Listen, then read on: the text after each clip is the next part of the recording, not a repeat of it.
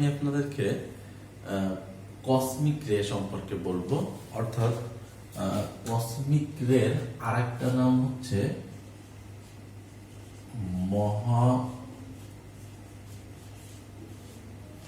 মহাজাগতিক রশ্মি।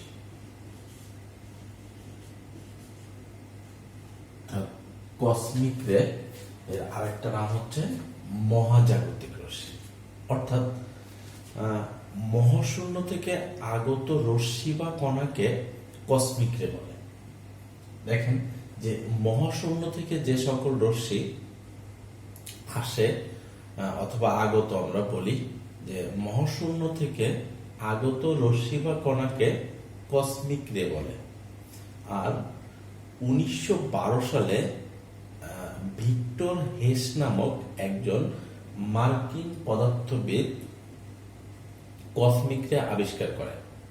তাহলে দেখেন 1912 সালে ভিক্টর হেস নামক একজন মার্কিন পদার্থবিদ, এই একজন মার্কিন পদার্থবিদ মহাজাগতিক রশ্মি অর্থাৎ কসমিক রে আবিষ্কার করে। আর এর জন্য তিনি নোবেল পান 1936 সালে। আর এই ভিক্টর হেস এই কসমিক রে এর জন্য নোবেল পান 1936 সালে। একটু মনে রাখতে হবে যে কে আবিষ্কার করে এবং মানে কত সালে আবিষ্কার করে এবং নোবেল পান কত সালে। তো ছায়াপথের নিজ অক্ষের আবর্তন কালকে কসমিক ইয়ার বলে, এটা মনে রাখবেন। মাঝে মতো কিন্তু পরীক্ষায় আসে কসমিক ইয়ার, অর্থাৎ ছায়াপথের নিজ অক্ষের আবর্তন কালকে কসমিক ইয়ার বলে। এটা একটু ভালো করে মনে রাখবেন যে ছায়াপথের নিজ অক্ষের আবর্তন কালকে কসমিক ইয়ার বলে। তো আমরা একটু বলবো এরপরে হিগের কণা। আমরা একটু বলবো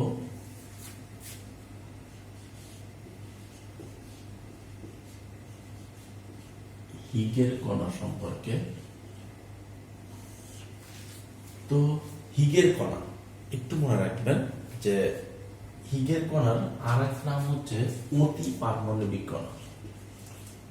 অতি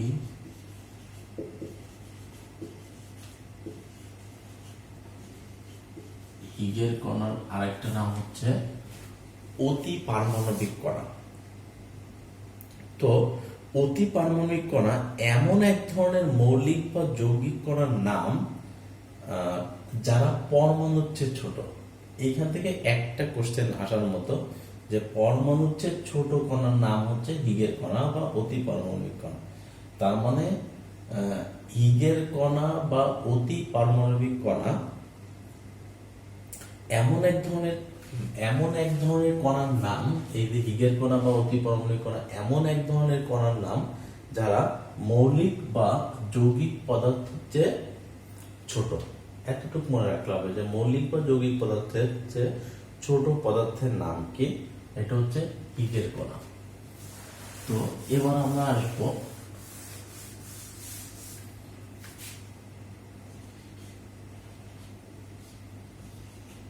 ব্ল্যাক হোল, অর্থাৎ ব্ল্যাক হোল। ব্ল্যাক হোল এটা আরেকটা নাম হচ্ছে কৃষ্ণ বিবর। দেখেন আরেকটু মনে রাখবেন, কৃষ্ণ বিবর। তো ব্ল্যাক হোল বা কৃষ্ণ বিবর এইখান থেকে যা পড়বেন মনে রাখবেন যে এটার আরেকটা নাম হচ্ছে কালো গহ্বর। আর কৃষ্ণ গহ্বর মহাবিশ্বের এমন এক ধরনের বস্তু যার আয়তন অনেক বেশি। যার আয়তন অনেক কম, কৃষ্ণগহ্বর এমন এক ধরনের বস্তু যার আয়তন অনেক কম কিন্তু ভর অত্যাধিক বেশি। তার মানে এখানে কৃষ্ণগহ্বর বা ব্ল্যাক হোল এর বা কৃষ্ণবিবর এর আয়তন অনেক কম কিন্তু এর ভর অত্যাধিক বেশি। তো এর মধ্য থেকে পৃথিবীর কোনো কিছুই বের হতে পারে না, অর্থাৎ ব্ল্যাক হোল বা কৃষ্ণবিবর থেকে পৃথিবীর কিছুই বের হতে পারে না। এমনকি তড়িৎ চুম্বকীয় বিকিরণ, এই তড়িৎ চুম্বকীয় বিকিরণ, এমনকি তড়িৎ চৌম্বকীয় বিকিরণ, এই তড়িৎ চৌম্বকীয় বিকিরণ আর একটা নাম হচ্ছে আলো। তো এমনকি আলো নয়, তো এর ভিতর থেকে কেউই বের হতে পারে না, তা তড়িৎ চৌম্বকীয় বিকিরণ বা এমনকি আলো নয়। তো মহাকাশবিদগণ 16 বছর ধরে তারকামণ্ডলের গতিবিধি পর্যবেক্ষণ করে 2008 সালে ব্ল্যাক হোল সৃষ্টি করে। তাহলে মহাকাশবিদগণ 16 বছর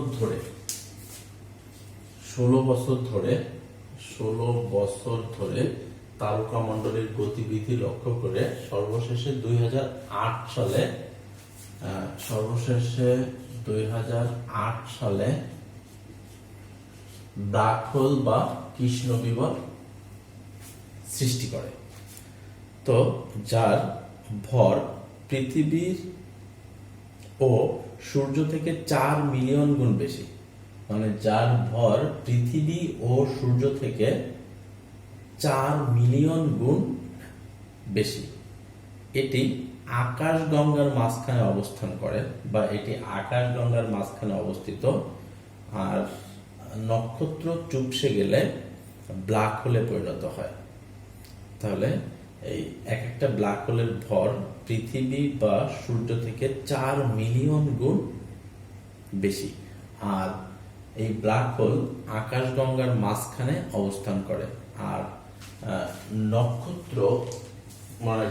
নক্ষত্র চুপসে গেলে এই ব্ল্যাক হোলে পরিণত হয়। অর্থাৎ একটা আঙ্গুর যখন তার ভিতর থেকে সব রস বের হয়ে যায়, অর্থাৎ কিসমিস হয়ে যায়, তখন দেখবেন যে আঙ্গুরটা চুপসে থাকে, কিন্তু ওটা যখন পানির ভিতর ছাড়বেন দেখবেন বড় হয়ে যায় ফুলে।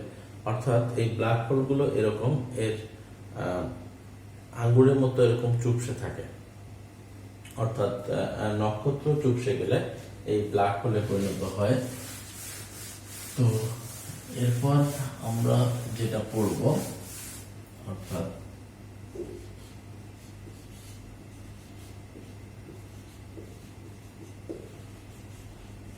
বায়ুমণ্ডল। আর এই বায়ুমণ্ডলের আর একটা নাম হচ্ছে হাইড্রোস্ফিয়ার। বায়ুমণ্ডল, দা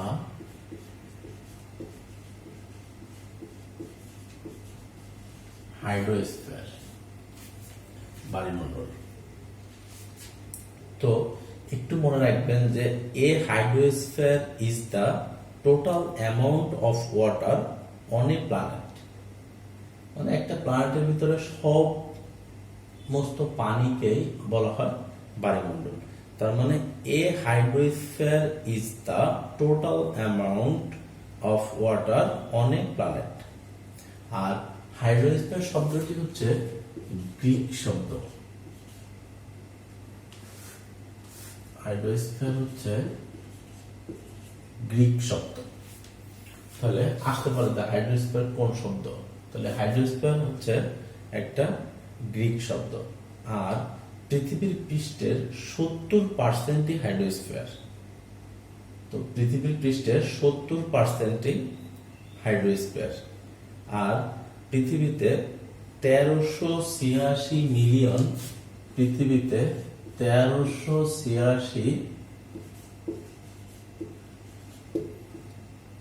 মিলিয়ন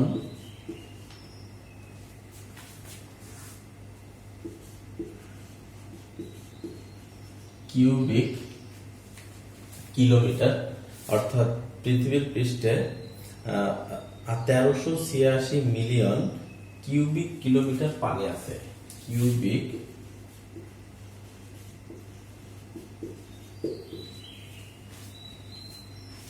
কিলোমিটার পানি আছে।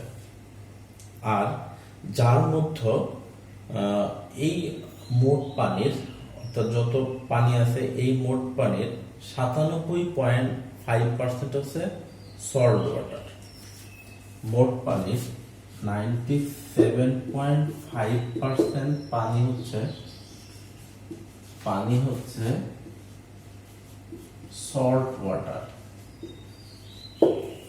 এই হচ্ছে সল্ট ওয়াটার। তাহলে বাকি থাকে কতটুকু? তো বাকি থাকে হচ্ছে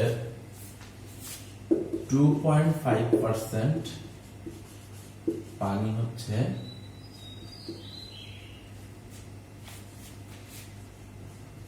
ফ্রেশ ওয়াটার। তাহলে পৃথিবীর 97.5% হচ্ছে সল্ট ওয়াটার আর 2.5% পানি হচ্ছে ফ্রেশ ওয়াটার। তো হাইড্রোস্ফিয়ারের ভর, একটা হাইড্রোস্ফিয়ারের ভর 1.4 ইন্টু 10 টু দি পাওয়ার কত হতে পারে? হাইড্রোস্ফিয়ারের ভর 10 টু দি পাওয়ার 18 টন। তাহলে একটা হাইড্রোস্ফিয়ারের ভর হচ্ছে 1.4 into 10 to the power 18 ton, যা পৃথিবীর ভরের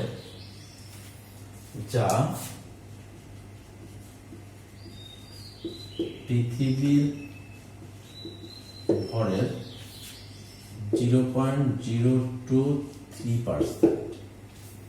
তাহলে একটা হাইড্রোস্ফিয়ারের ভর পৃথিবীর ভরের 0.023%। তো ডিয়ার ভিউয়ার্স, আশা করি আপনারা কসমিক রে, হিগের কণা, ব্ল্যাক হোল এবং বায়ুমণ্ডল সম্পর্কে বুঝতে পারছেন, যা সাধারণত যা পরীক্ষায় আসে। তো এর পরবর্তীতে আমরা অন্য টপিকস নিয়ে কথা বলবো। ততক্ষণ পর্যন্ত আমার সাথে থাকুন, ভালো থাকুন। আসসালামু আলাইকুম।